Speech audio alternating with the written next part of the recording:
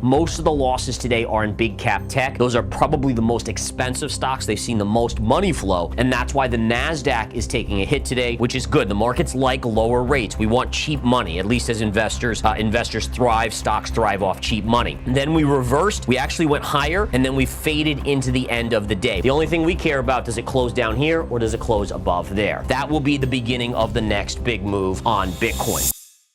What's next for the markets? Gareth Soloway reveals critical insights on inflation data, stock movements, and his top trading levels. Will CPI data send markets soaring, or will a hidden threat lurk? Stay tuned to find out the game plan that could change your trading strategy for good.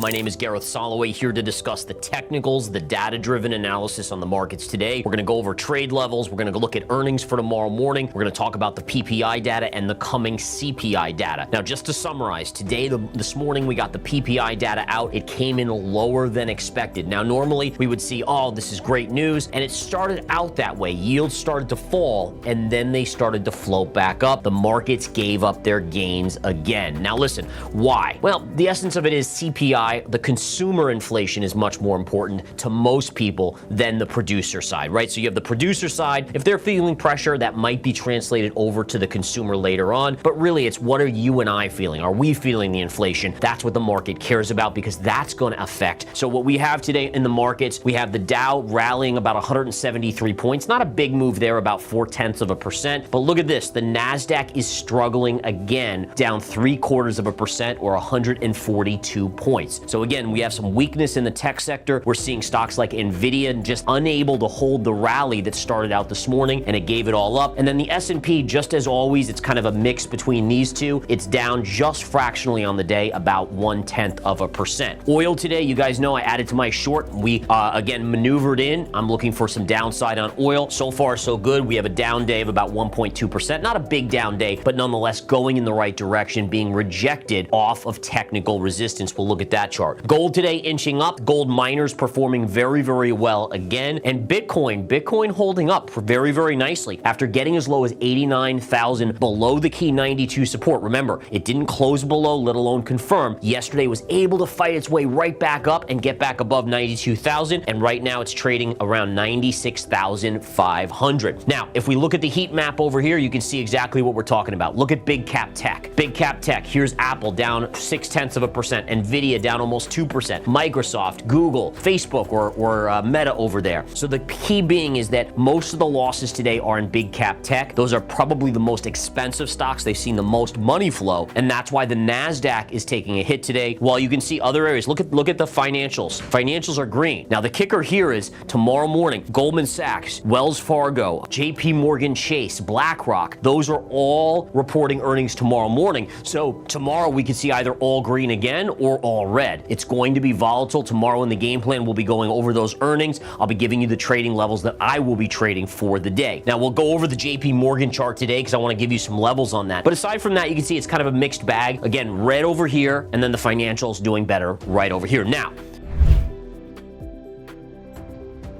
yesterday in trading the close, what stocks were I highlighting? What was the one stock out there that I harped on that I said could be a big winner? And I know you guys, if you watched yesterday and you picked up a little bit, you could have just made a boatload of money. Take a look. Rigetti up 47%, guys. 47%. It is now a buy down here. I told you guys I accumulated with members of Smart Money stocks and ETFs. We closed it out today for a nice winner as well. But look at the trade here. This was simple factors. We were short up here, made money on the drop. Then once it got to this support level, which by the way was also a 7.86, all right, 8.6% Fibonacci, right? Fib, I'll just write fib there, fib right there. But the point being is that you have this, and even you had the 50 moving average right here as well, multi-factor, all right? When you know your technicals, you have, your topping tails, your engulfing reversals, your fibs, when you put the pieces of the puzzle together and you have multiple factors that are all aligning, the probability of a bounce is exponentially higher, right? So, you know, a normal one factor trade, and I've gone over this before, and this is stuff I teach in the Winning Trader series, but one factor, right? Here you have one factor, you probably get, you know, 60% success rate, 60%, which isn't bad. Listen, most traders dream about being 60% successful. You can actually make money at 60% if you monitor your losses. Once you get two factors, all right, what do you get? Two factors probably push you up to about 70, maybe 75%. And if you can get three factors to align, okay, that's where you're at like 80% success rate, right? So this is your goal, right in this sweet spot right here. One factor is great. That's a normal investor trader, you know, 6 out of 10, a little better than 50-50. If you want to be elite, you got to go for this. And that's the key right there, guys. All right, so let's continue on here. We'll continue to look here, but get great trade on Legacy, great trade on Rigetti here on the charts. Congratulations in terms of if you did take any. And again, even if you did 100 shares, you still made $300 today. I mean, that's pretty remarkable in my opinion. Up 48% on the day. All right.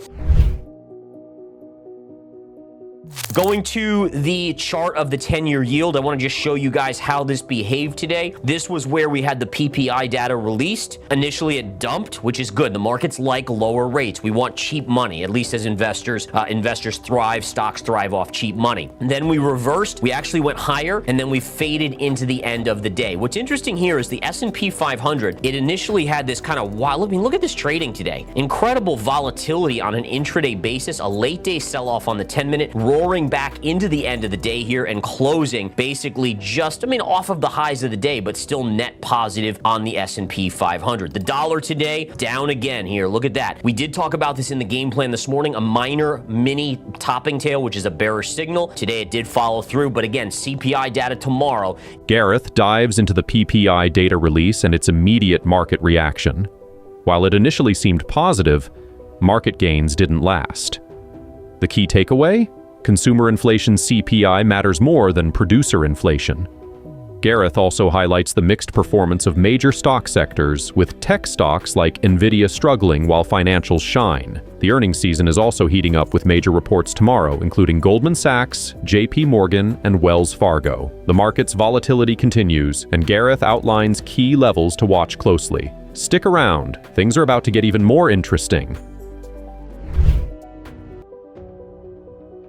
Let's look at JP Morgan here. Let's go to the charts on JPM. I want to show you guys some really cool stuff here. All right, so when we're talking about tomorrow's earnings, what are we looking for? How are we analyzing this, right? So for me, what I'm doing is I'm doing a parallel here, okay? So what we could see here, and I think this is going to be what I wanted. Yep, there it is. Okay, look at this. As a trader looking to say, okay, is there an opportunity here? Is there an opportunity for a trade long or short going into earnings? Now, number one, anytime you're trading going into earnings, it's very risky because listen, you could have a two-factor trade, which is 70%, let's say, and just the unknown of what will be said on the conference call, what will Jamie Dimon say? I mean, there's just extra risk in there. It's unknowns. And as a trader, you have to categorize that as in terms of profitability or probability. All right, in any case, how do I trade this? Because what I'm saying here to you guys, if you look at this parallel, you have this high and this high and this high. Those all mark tops. Easy, right? Parallel channel. Here you have a low back from October of 2023.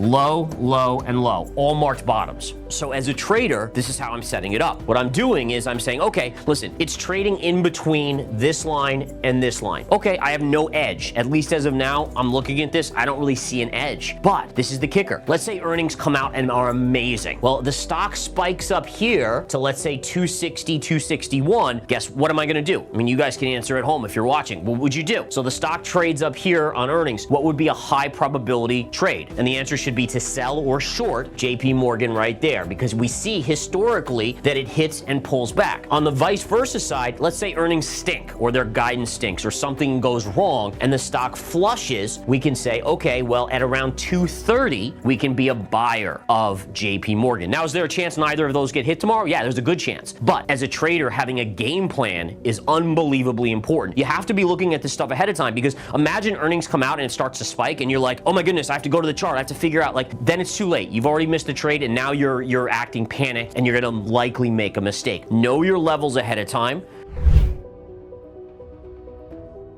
Tesla really struggling into the end of the day here. Look at that dump into the end of the day. Now, if we go to the daily chart, I still think it's going down to this 360 level, guys. Especially now, look at this. What type of pattern formation could this be showing us? You have a down move, and then look at this. To me, that's a little bear flag, right? Down move, sideways chop. I would not be surprised if within a couple days or even by early next week, we're into 360. So just be aware of that. Now, at 360, that's going to be a big test for the stock. Can it hold that or not? We will find out. Bitcoin, nice little gain today. Again, reversed after piercing down to about 89,000 yesterday. Held the line by the close and is up today a little bit, but CPI, it could throw a wrench tomorrow. We'll watch. Now, again, as a technical trader, do you care where it's trading here? If it's above the line by a lot or a little? The answer is not really, right? Because we know this is your line, and this is, by the way, I've gone over these lines now for 3 weeks, right? Or however long it's been, ever since we've been in here. And the key is that as long as you stay within here and don't confirm above or below, you're stuck in a megaphone pattern. And it's just what it is. I mean, again, emotion might push us in one direction saying, oh, I really hope it does this. But the essence of it is, those are your levels. Who cares if it's here tomorrow? Who cares if it's here? Who cares if it's here? The only thing we care about, does it close down here or does it close above there? That will be the beginning of the next big move on Bitcoin. As we wrap up, the volatility is far from over. Whether it's Bitcoin's next move, the CPI data, or the big earnings reports, the market's twists and turns are far from predictable. Stay tuned for more updates from Gareth Soloway and watch how these key levels could impact your trades. If you want to stay ahead, hit that subscribe button and don't miss out.